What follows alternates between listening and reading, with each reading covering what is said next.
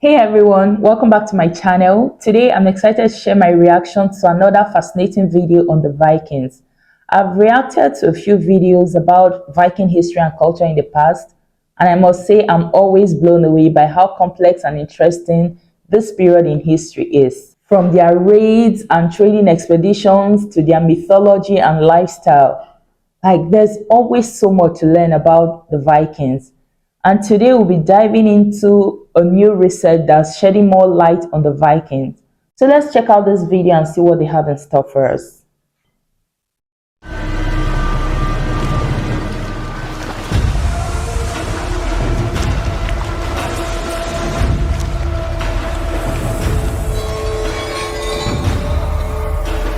In popular imagination, the term Viking conjures up images of fierce, blonde-haired, blue-eyed men sailing the seas and plundering coastal towns. But were the Vikings really the purebred race that some people would like to believe? Finally, evolutionary geneticists have some answers. It all kind of got kicked off when we managed to sequence the first ancient human genome, because that gave us an enormous amount of data from single individuals that we can use to infer the human past. After we saw, well, this is possible, we decided, well, let's go and explore, the human past in the world. How did we become who we are today? Over a period of 6 years, researchers analysed human remains found at more than 80 archaeological sites, including Viking burials. To understand the past through ancient DNA, the team sequenced the genomes of 442 men, women, children and babies from the Viking Age. So first, of course, we have to pick up, bones, teeth, archaeological remains that we want to analyze. We and others have found that really the best possible material that you can use in terms of preservation of the DNA would be maybe the teeth. So we sampled of teeth, or then there's this other bone that is called the petrous bone, which is this inner ear bone, which is a very, very hard bone that also preserves the human DNA really, really well. You take that tooth, you cut it up. Usually we cut off the root and then drill into it, and then you get this powder, and then you use that to extract DNA from the sample and then prepare it in the laboratory for eventually going to the sequencing machine. The researchers then compared these ancient people's DNA with already published DNA sequences from nearly 4,000 modern-day people and from more than 1,000 ancient individuals. The typical Viking, right, is portrayed as a blonde, big, strong, blonde Scandinavian. But blondness was actually less common in the Viking period than it is in Scandinavia today. This largest ever DNA analysis of Viking remains has shown that they carried genes from southern Europe and Asia. The Viking period, we can see, is, it's characterized by an enormous interest in the world from the Viking Scandinavians, but a very limited interest for what is actually going on in Scandinavia. The fact that blondness was less common in the Viking period than it is in Scandinavia today is just surprising. It just highlights how our assumptions about the past can be so wrong, and how science helps us uncover the truth. Wow, this is really interesting. Their trade routes extended from Canada to Afghanistan, making the Vikings more diverse than previously thought.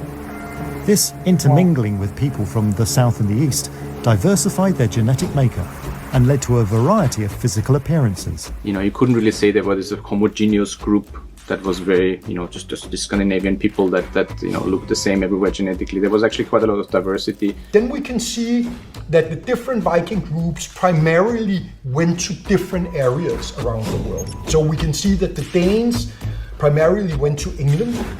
The Norwegians, they went to Ireland, Iceland, and Greenland. And the Swedes went to the Baltic.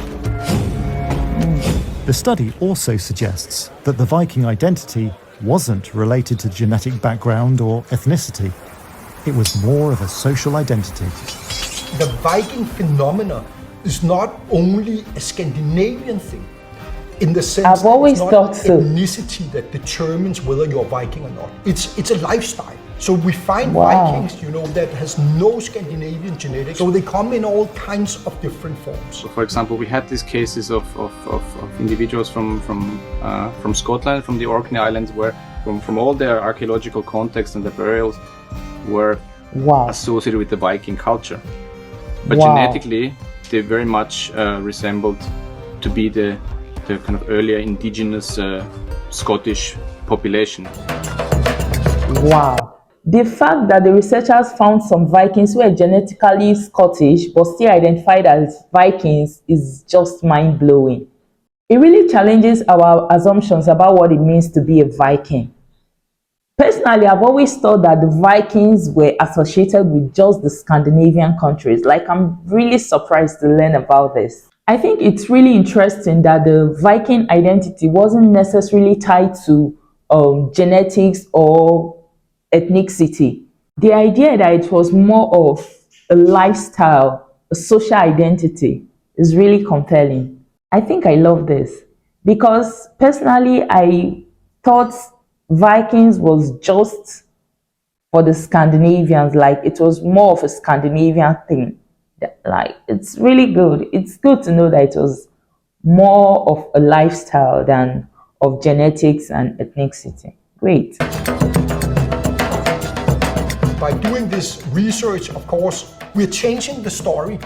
And by changing the story, we are also changing our identity. I see it as something positive in the sense that at least the debate of identity, which is also a political debate, at least it's based on real science. So I think it's important for that debate to have this kind of research.